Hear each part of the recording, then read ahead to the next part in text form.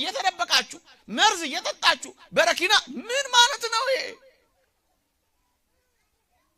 ትዳር እየፈታችሁ ወጣትነታችሁን እያባከናችሁ ለምንድን ነው እንደዚህ የምትጠብቁት?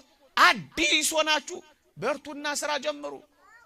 እዋት እቺ ሴት ጅማሬዋ ምንም ያክል ደስ የማያሰኝ ቢሆን ፍጻሜዋ እንዴት አስደናቂ እንደሆነ ተመልከቱት። የነገር ፍጻሜ ከመጀመሪያው ይሻላል። ስለ ፍጻሜያችን እናስብ፣ እንዴት እንደምንጨርሰው እንጂ እንዴት እንደጀመርነው ያሰብን ተስፋ እንቁረጥ።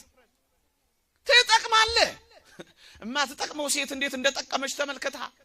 አስደናቂ ልጅ ወለደች። ክርስትናን አሰፋላት፣ ተሳለች፣ ስለቷ ደረሰላት። ክርስቲያን ቢሆን ተሳለች፣ ክርስቲያን ሆነላት። ለእግዚአብሔር የቀረበ ልጅ አገኘች።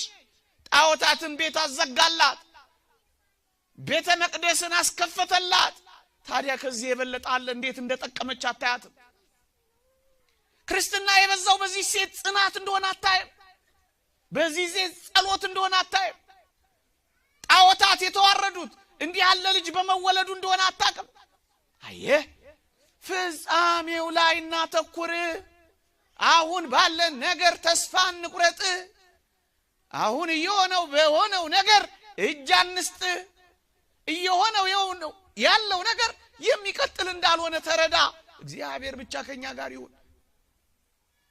መስቀሉንስ ብትመለከቱ ወገኖቼ፣ መስቀሉ እኮ የጀመረው የኢየሩሳሌም ቆሻሻ ጥራጊ ሁሉ እየተደፋበት እኮ ነው የጀመረው።